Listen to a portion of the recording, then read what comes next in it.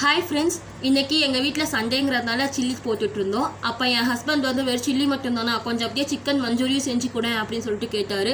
நானும் அதில் என்ன இருக்குது செஞ்சு தரேன் அப்படின்னு சொல்லிட்டு உடனே சில்லிக்கு கட் பண்ணி வச்சுக்கிற வெங்காயத்தை எடுத்து எண்ணெயில் போட்டு அப்படியே அதில் டொமேட்டோ கெச்சப் கொஞ்சம் ரெட் சில்லி சாஸ் அப்புறம் சோயா சாஸ் ஊற்றி அதை நல்லா ஒரு 2 நிமிஷம் நல்லா வேக விட்டு அதில் செஞ்சு வச்சுருக்கிற சில்லியை போட்டு நல்லா டாஸ் பண்ணி அப்புறம் மேலே அப்படியே கொத்தமல்லி தழை தூவி எடுத்து கொடுத்துட்டேன். என் ஹஸ்பண்ட் சாப்பிட்டு பார்த்து சூப்பராக இருக்குது அப்படின்னு சொல்லிட்டு சொன்னார்.